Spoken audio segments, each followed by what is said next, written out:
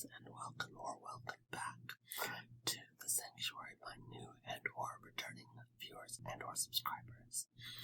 So, in honor of Earth Day, which is yesterday as of posting this, well, here in America anyway, it's Earth Day is on April 22nd. I thought it would be fun if we did 10 eco-friendly practices that we can all try to implement in our day-to-day life. So, without rambling on too much about that, we have our handy-dandy whiteboard to help keep us on track. So our first thing that we can do is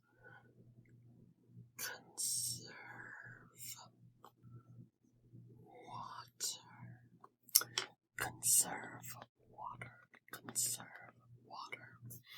So water conservation is super duper important, and what this looks like is taking shorter showers or upgrading our plumbing equipment to be more water efficient and less wasteful. And there's other things as well that are going to be part of this list that also can help us conserve water. Others that maybe will result in us using more water, but at the end of the day, it is all about a balance. You can't really do it all.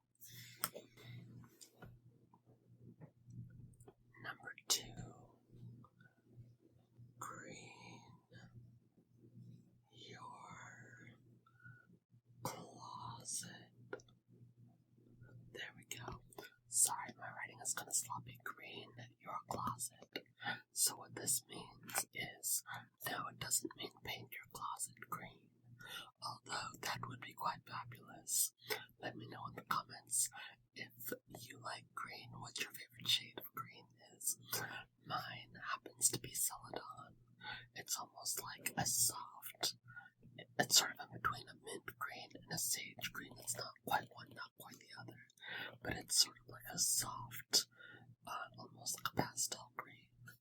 But anywho, for example, what this means is clearing out your closet of unnecessary clothes and not buying clothes unnecessarily. This is something that I myself struggle with heavily, and I try to justify it by saying, but I'm buying from the thrift store, and if it doesn't fit or it's not really my style or whatever, ADHD brain kicks in and I want to change up my wardrobe, I redonate it. No excuses. So number 2 is green your closet. Switch to, it's basically minimize your wardrobe to a few set pieces that you can vary within your wardrobe. Number 3 is lower energy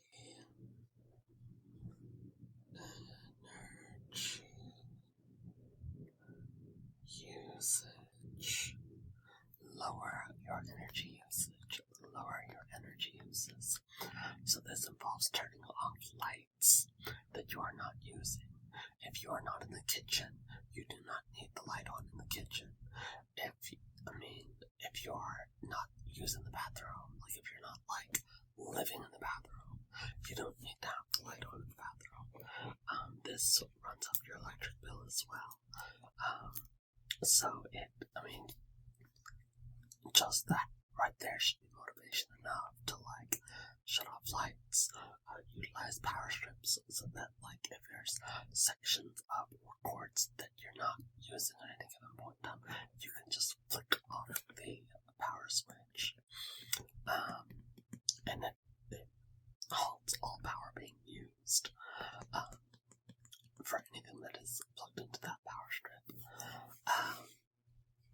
Also, just utilizing lamps, utilizing tableside lamps if you don't need the whole room illuminated. But yeah, just all these things can help you lower your power bill and help you conserve electricity. is one thing many of us probably grew up with. Reuse. Oops. And recycle. Reuse and recycle. Reuse and recycle. A lot of things that we purchase can easily be repurposed. There's a lot of DIY hacks that you can look up on TikTok or on YouTube that allow you to give new life to old items, whether that be clothes or containers, planters, etc. And I get it, there's some things that if it's once it's broken and there's really no practical use for it anymore, yeah, absolutely throw it away. But if it's like old clothes that maybe just have like a tear in them, learn how to sew, and so that you can just stitch things back together. And if you don't like seeing unsightly stitch marks, you can always also learn how to, I can't think of the word, like embroider, I guess is what it's called, embroider. You can just embroider a pattern or something over it, and, call it a vibe, call it an aesthetic. 5 is eco-friendly.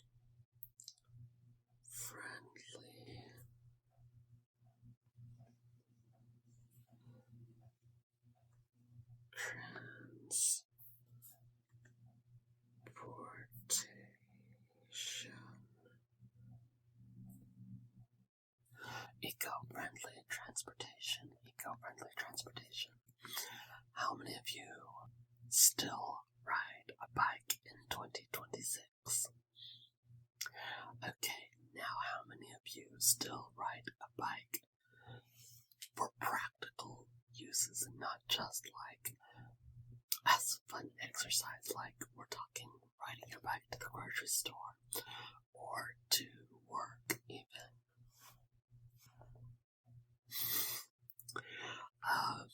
Now granted, I get it, that's not practical for everybody. A lot of people commute to work, and completely understandable.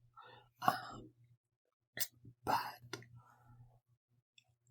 in this economy, do not feel a certain kind of way about utilizing public transport. I know here in America, using public transportation, you're seen as dirty or poor, or like not able to afford a car. My mother had a license and a car. Hell, I have a car currently, but I still prefer to ride my bike to and from work when I can. If it's close enough to bike, I will absolutely bike, and I will use my car for long distance travel.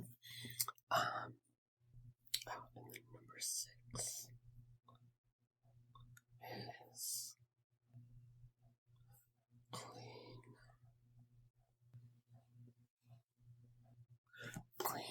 cleaning.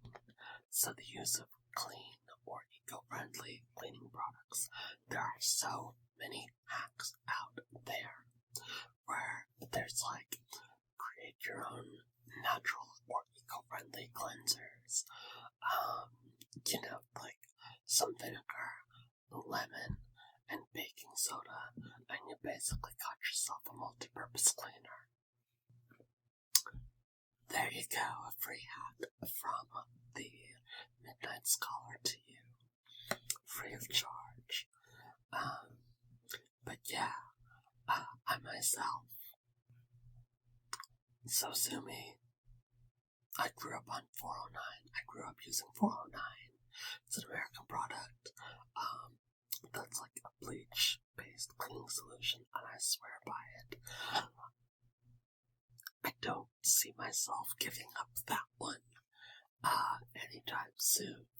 It's done me well my whole life. It's done my family well our whole lives, and I swear by it. But, so if you don't switch to this one, the eco-friendly cleaning products, no judgment from me, because we're in the same boat. 7 is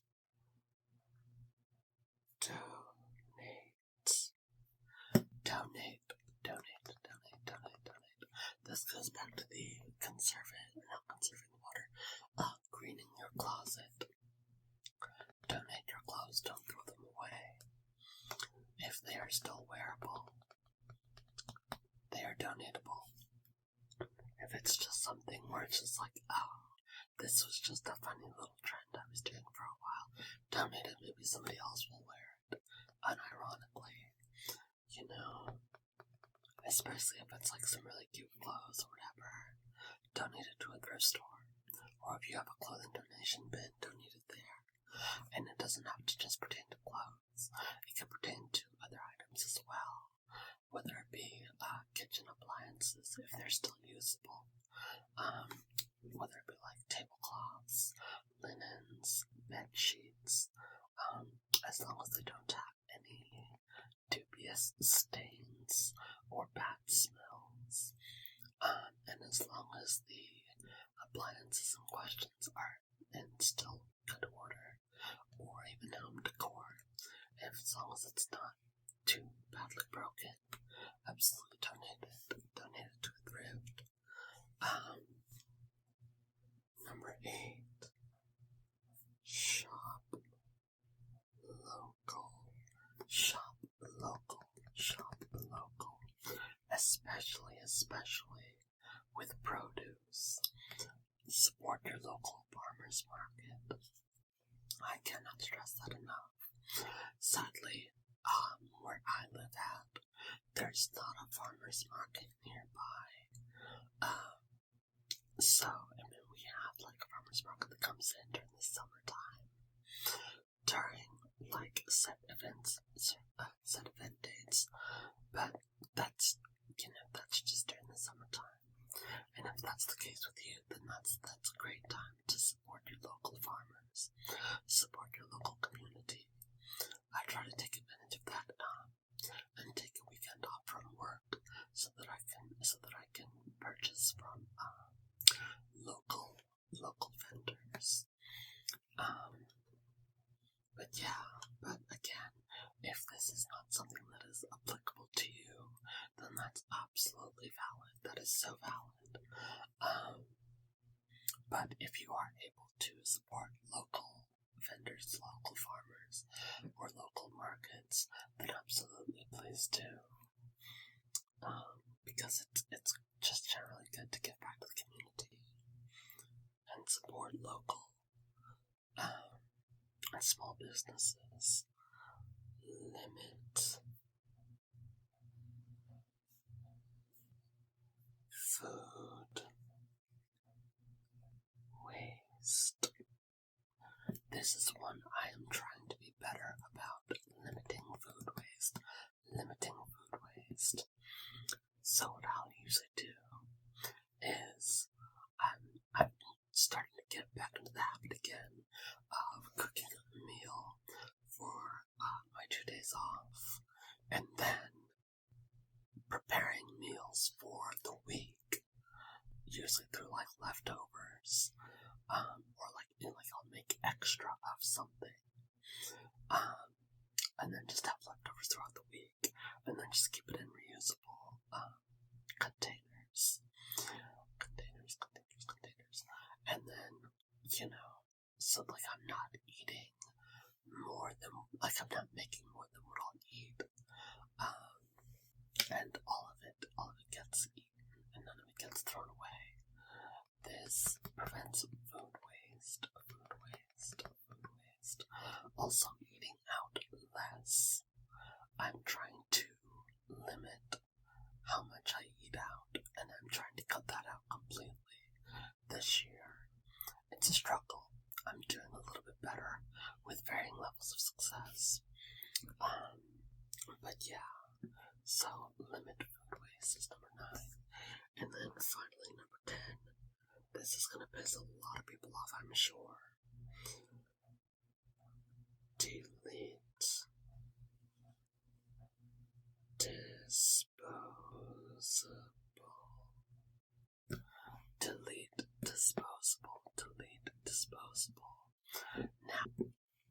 damn plastic water bottles.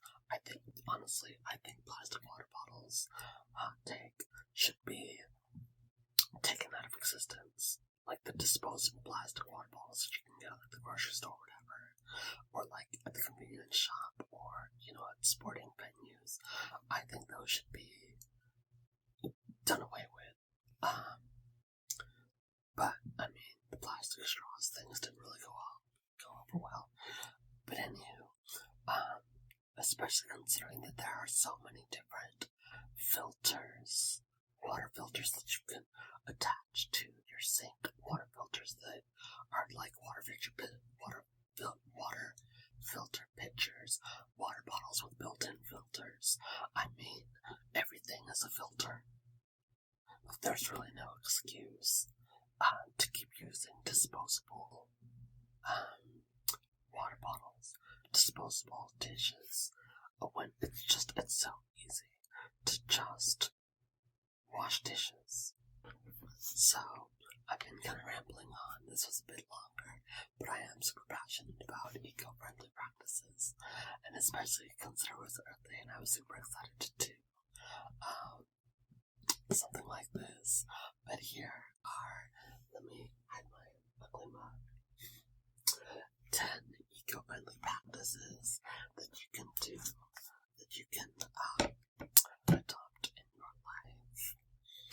I hope you guys learned a little something, and I'm not saying like, oh my gosh, do all of these things, or you're a bad person, but it's just some things that you can implement in your day-to-day life to save you money, to help the environment, to help the planet, and also just conserve the resources that we have on this planet. So, with that said, my beautiful, beautiful brains, this has been the Midnight Scholar, reminding you to stay hydrated,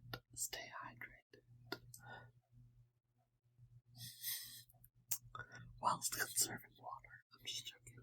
No, but seriously though, stay hydrated, get plenty of rest, and I will see you in the next video. Good night.